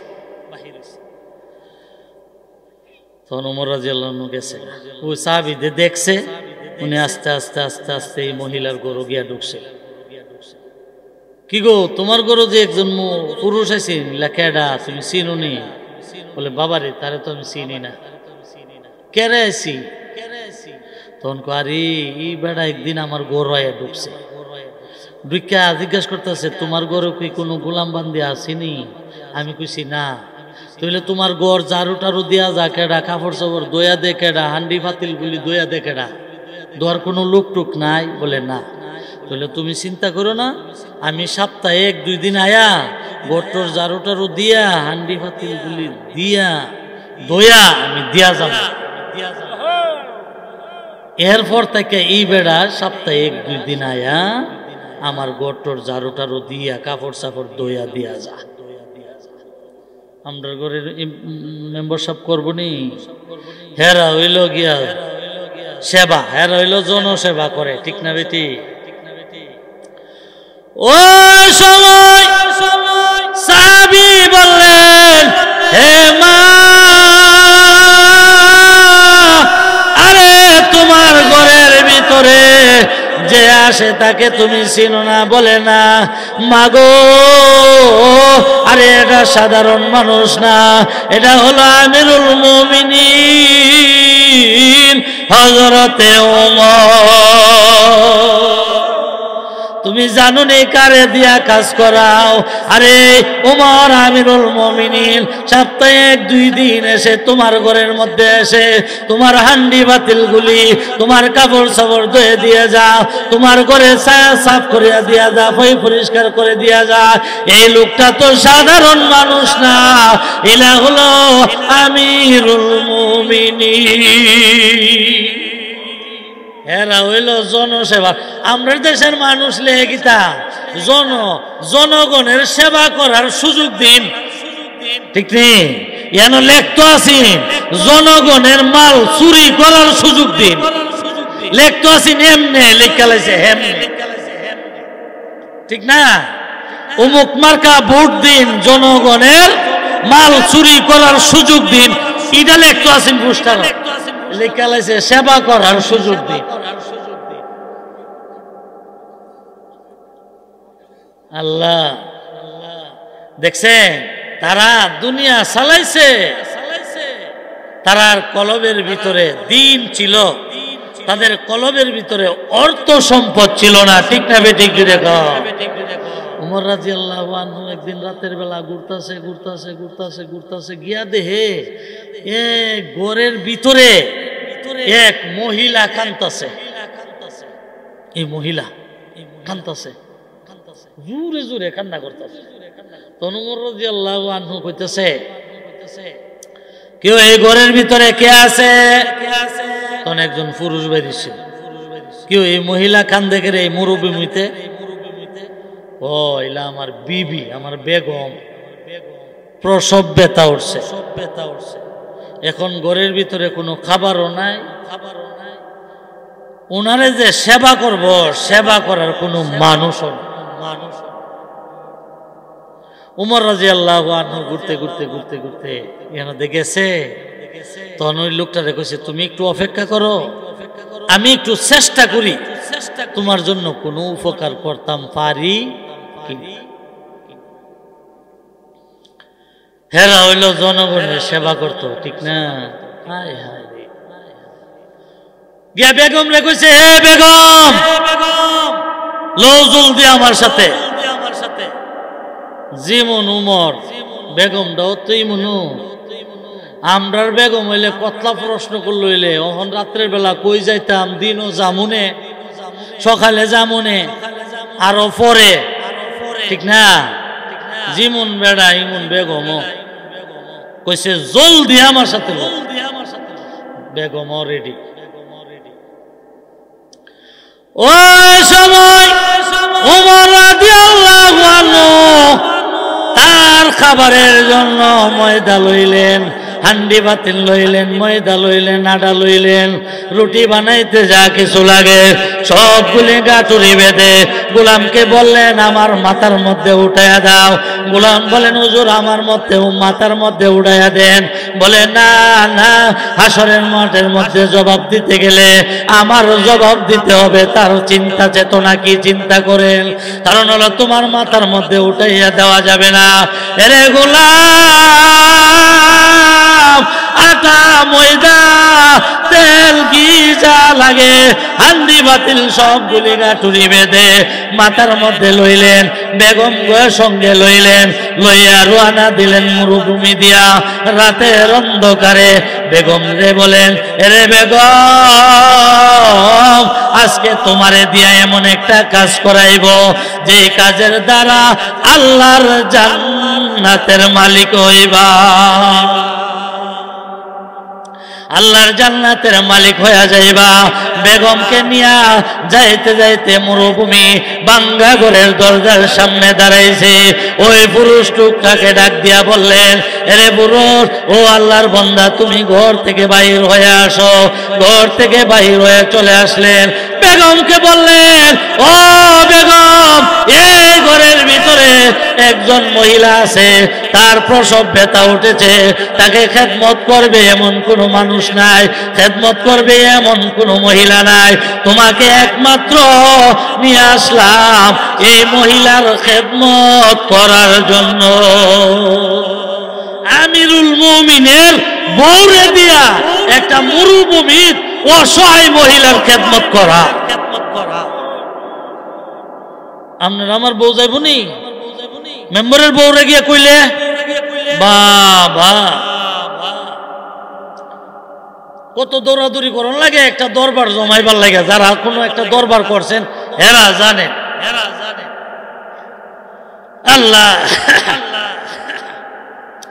এই দিক দিয়ে উমর রাদিয়াল্লাহু আনহু আডা ময়দা যা লাগে তা গুল্লা টুল্লা একটা গর্ত খনন করে ওই লোকটার সাথে গপসপ করতেছে আর রুটি বানাইতেছে। কাঁচা চুলা তো। উমর রাদিয়াল্লাহু আনহুর দাড়িগুলি কি ঘন ঘন ছিল, কাঁচা চুলা লাকড়ি দিছে আর ধোঁয়া ফুদে দে সব ধোঁয়া উমর রাদিয়াল্লাহু আনহু এই যে দাড়ির ভিতরে ঢুকে আস্তে আস্তে বাইরিতেছে। আর উমর রাদিয়াল্লাহু আনহুর চক্ষু লাল হইয়া নদারে পানিগুলি বায়া বায়া পড়তেছে। আমিরুল মুমিনিন, দেশের একজন বাদশাহ, খলিফা, অথচ আরেক মানুষের জন্য নিজ হাতে রুটি বানাইতেছে।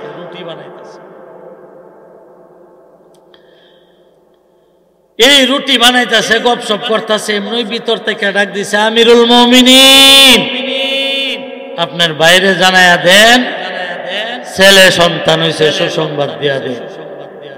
ঘর থেকে খালি কইছে আমিরুল মুমিনিন। বেড়া কো আল্লাহ ও কার সাথে অত্যন্ত কথা কইতাছি রে? বেড়া দি দেশের বাদশাহ, আর উমরের নাম শুননা তো বেড়ার মাথা মুথা গরম হয়ে গেছে, ভাইজমা গরম। যে উমর রাস্তা দিয়ে হাঁটলে শতান এই রাস্তা দিয়ে আইতো না, আরেক রাস্তা দিয়ে যাইতো, এমন বই করতো। আল্লাহর নবী কইতো উমর শতানও তোমারে বই করে, যে রাস্তা দিয়া তুমি যাও এই রাস্তা দিয়া শতানও আসে। হায় আল্লাহ, ও এতক্ষণ কার সাথে গপসপ করলাম, কার সাথে? এই আল্লাহ ও জানি কি কুন্ডা করে আল্লাহ জানে। এই বেড়া আমিরুল মুমিনিন কাঁপা শুরু করছে। ওই সময় উমর রাদিয়াল্লাহু আনহু ও আল্লাহর বান্দাকে ডাক দিয়া বললেন, এরে আল্লাহর বান্দা, আমার পরিচয় পেয়ে গেছো, তুমি ভয় করিও না, তুমি ভয় পাইও না, আমি তোমাকে কিচ্ছু বলবো না। আরে ঘরের ভিতরে যিনি খেদমত করতেছেন উনি হলেন আমার বেগম। এ আল্লাহর বান্দা,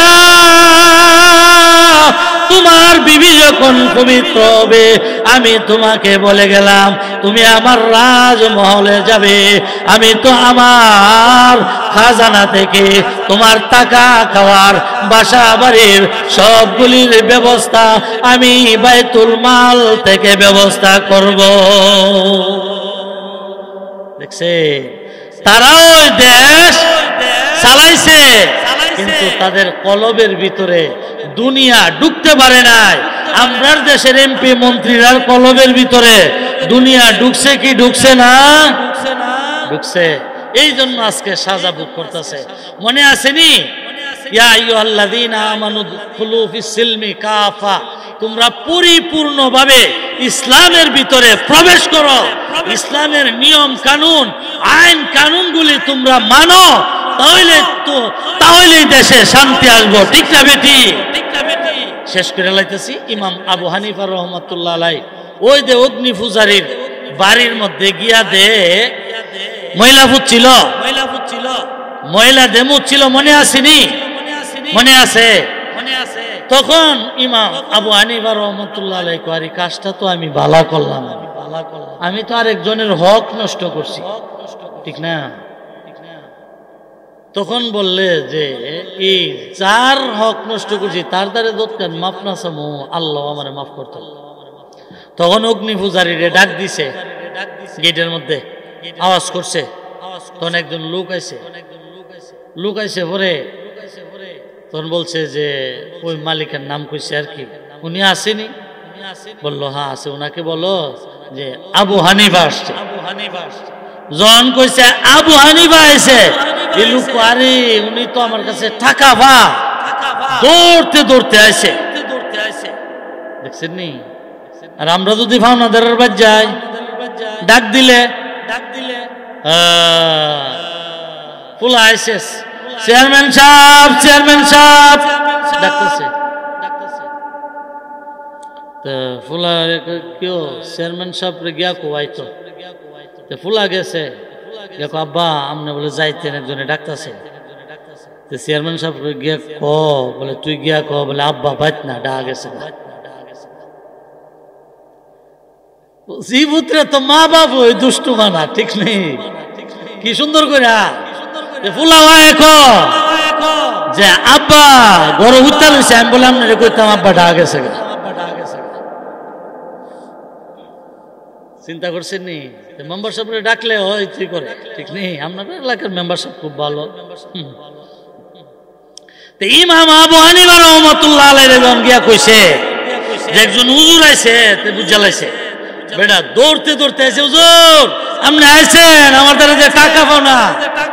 ইমাম আবু হানিফা কইছে আরে টাকার কথা পরে কো, তোমার বাড়ির কাছে আমি নাফাক হয়ে গেছি গা। এখন যদি তুমি আমারে ফাঁক না করো, কেহ আমারে ফাঁক করতে পারতো?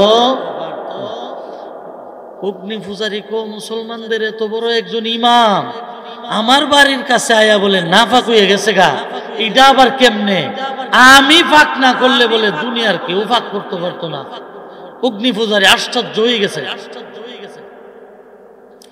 এরপরে হুজুর কেমনে আমনে নাফা কইছেন এটা জানার দরকার না। তুমি অত সুন্দর কইরা বাউন্ডারিটা রং করছো, তো দেহ তোমার বাউন্ডারিটার মধ্যে আমি জুতার ময়লা লাগাই লাইছি। আর আমরার শরীয়তের বিধান হইল তোমার একটা হক নষ্ট করছি। তুমি যতক্ষণ পর্যন্ত মাফ না করবা ততক্ষণ পর্যন্ত আমার আল্লাহও মাফ করবে। চিন্তা করছে এই কথাটা যখন কইছে অগ্নি পূজারীর মন নরম হয়ে গেছে। আরে মুসলমানদের মধ্যে এত বড় একজন ইমাম, উনি আমার বাড়ির ময়লা লাগাইছে একটুখানে, আমি মাফ না করলে বলে আল্লাহও মাফ করতো না। ওই সময় অগ্নি পূজারীর মন নরম হয়ে গেছে, তার কলব পরিবর্তন হয়ে গেছে, ইসলামের প্রতি তার মহব্বত ঢুকে গেছে। অগ্নি পূজারী ডাক দিয়া বললেন, রে আবু হানিফা, আরে আমার দেওয়ালের মধ্যে, আমার বাউন্ডারির মধ্যে একটু ময়লা লাগাইছেন, এই কারণে আমার একটা হক নষ্ট করছেন। আমি যতক্ষণ পর্যন্ত আপনাকে মাফ না করব ততক্ষণ পর্যন্ত আপনার আল্লাহও মাফ করবে না। এত সুন্দর বিধান আপনাদের শরীয়তের বিধান, আরে এত সুন্দর বিধান, এত সুন্দর বিধিবিধান, এমন সুন্দর ধর্ম, এটাই হলো আসল ধর্ম। আজকা থেকে বাপদাদার ধর্মটারে সালাম, আপনার ধর্মের কালেমা গ্রহণ করে মুসলমান হয়ে গেলাম। দেখছেন বান্দার হক কত বড় তারা চিন্তা করছে। এই হকটা কি আমরা একবার চিন্তা করি? বিবির হক, চাচার হক, ফুফুর হক, ফুফুরে তো বাদ জায়গা হইতে না, কেরে সম্পদ নিছে গা, ঠিক নেই? ও কতিব চৌধুরী বয়ান করে গেছে, মারে ও জায়গা দে না, বাপ রে ও বাইর করে দে। মোবাইলে দেখছি বাপের লাশ নিচতলাত রাখিয়া ভুতাইতে জায়গা বন্টন করে। এই ভুতাইতে লাগি আমরা সুদ খাই, ঠিক না? এই ভুতাইতে লাগি চুরিটা হাতি করে বাড়ি গাড়ি জমায়। হায় হায় হায় রে, তাহলে বুফুর হক দেওয়ান লাগবো নি দিয়া, যার যার হক আদায় করা লাগবো। এই জন্য আল্লাহ বলেন, ইয়া আইয়ুহাল্লাযীনা আমানু লা তাকুলু আমওয়ালাকুম বাইনাকুম বিল বাতিল। হে ইমানদারের দল, তোমরা একজন আরেকজনের সম্পদ আত্মসাৎ করো না, জোরে দখল করো না, হ্যাঁ জুলুম করো না, চুরি করো না, ডাকাতি করো না, সুদে নিও না, কোনোভাবে ওই অন্যায় ভাবে একজন আরেকজনের সম্পদ খায়। কারণ ইসলাম বিজয়ী সে তরবারির দ্বারা না, মুসলমানের আদর্শ দেখা আপনার আমার আদর্শ হইবে নবীজির আদর্শের মতো, ঠিক না বেঠিক? জুড়ে কর। আল্লাহ তাআলা আপনাকে আমাকে সকলকে প্রত্যেকের হক আদায় করে করে কবরে যাওয়ার তৌফিক আল্লাহ